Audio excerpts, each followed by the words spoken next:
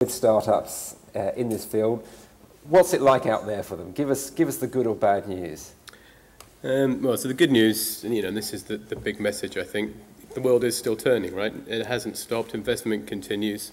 Levels are lower, and I thought I would just check today and find out what they are. So, UK investment was £114 million from venture capital funds in Q1, which is kind of average over the last, most quarters recently has been between 100 and 200. So it's down, right? But it hasn't stopped.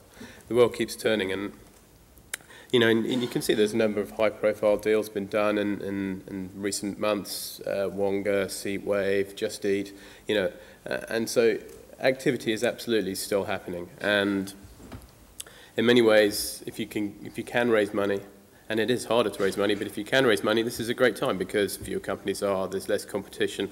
You grow your business for a couple of years and you'll be sitting very pretty when the recession ends and the financial markets open up or companies start acquiring again, and they will. Right now, the media giants and also the more traditional tech giants, they're not investing in innovation to the extent that they would in normal times because they have to look after, they're facing declining revenues in many cases, and they have to look after profits.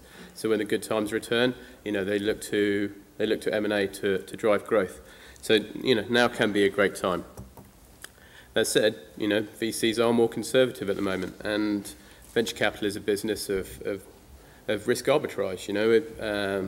With pricing risk essentially, and we're judging how much to invest, what sort of valuation on the way in against the chance of reaching a big exit, if you like, on the way out.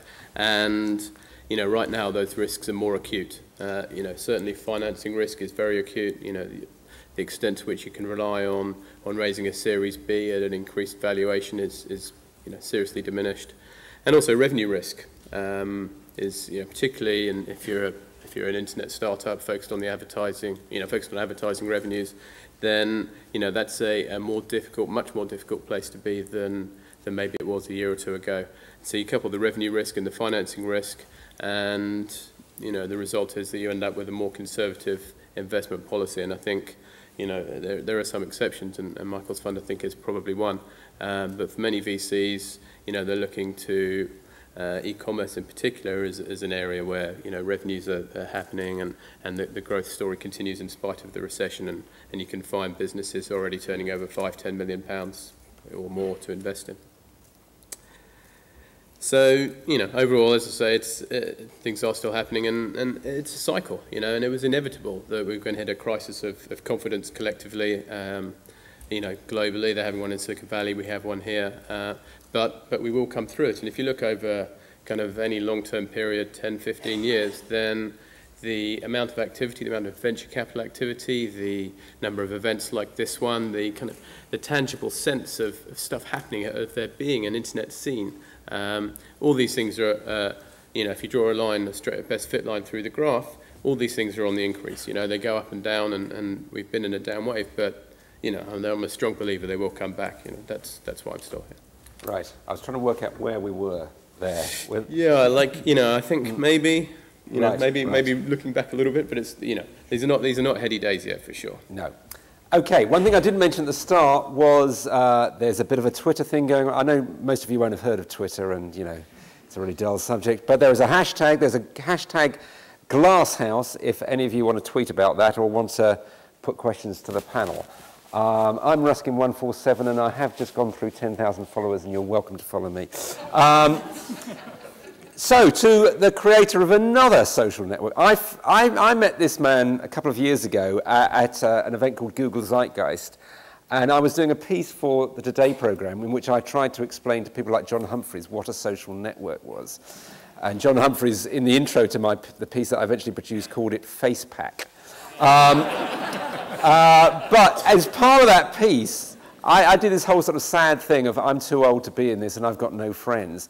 And very kindly, as part of this piece, Michael and his wife Soshi became my friends on Bebo. Wasn't that kind?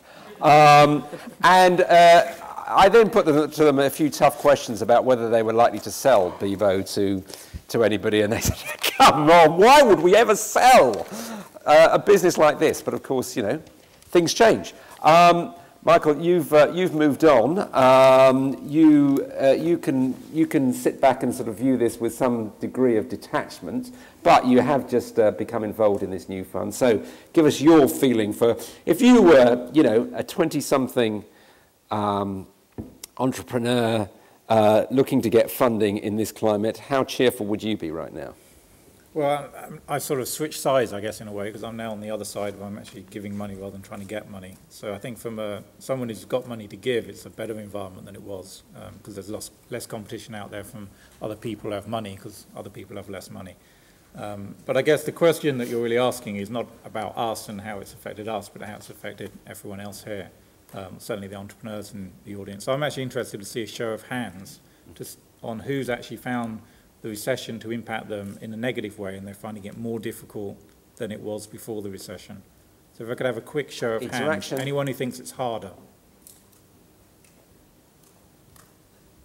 Not that many. Anyone who thinks it's no difference at all. And anyone who actually thinks it's better because of the recession. Oh. That's actually more than people who thought it was harder, I think. That's the optimism of the entrepreneur. I mean, interestingly, I started doing internet businesses. I jumped ship from a Boeing insurance company in the end of '99. If you remember, the first internet bubble burst in, I think, April 2000. And no one would give me money before the internet bubble burst, no one in their right mind, and then no one would give me money afterwards. So it really didn't impact me, and I just carried on doing what I was doing. So I think the first point I'd make is it's not, to succeed, you don't have to raise money. It's not necessarily the be-all and end-all. You've not succeeded in your business because you've raised money. It's just one small stepping stone. So if you're able to actually pursue a business without money, then don't get distracted by spending your life wondering about how you're going to raise money, and actually just focus on building the business, which is what we did. And we never actually attempted to raise money because I knew no one would give me it, because I had zero credibility, and the sites that we were building were conceptual, that we didn't have any actual traffic. So I didn't think it was worth pursuing that. And eventually we did raise money, but it was more for there's other reasons to raise money other than just the money itself. There's credibility. If you get a tier 1 VC, say, to invest, then it's easier to hire people, and it's easier to do partnerships because you've got a stamp of approval from someone who should know whether you're a success or not. And then there's the added benefit of the network and the advice that they can bring. They can certainly make introductions. So that was the reason we ended up raising money, but not because we needed the money. So that would be, I guess, my one bit of advice is don't get caught up, even though this conversation is going to be a lot about raising money. Don't get caught up on that goal and think you absolutely have to do it to succeed. Forget the money. Right, okay. So, and our final panellist is, as you may have guessed, an investment banker. I left my tie at home, though. Yeah, he left his tie at home, but he's not out of the mould at all. He told me before we came on that he had spent almost of his entire life in New York City, with a brief foray into the Badlands of Harvard. But when he came to London, he decided he had to really get down and dirty and really see life at the front line. So he's now living in Notting Hill. So, Andreas, give us the view from Notting Hill. Obviously you're a recent arrival here, and pretty good timing, hey, opening Alan Coe's London office at the end of 2008. Very cheerful time to move in here.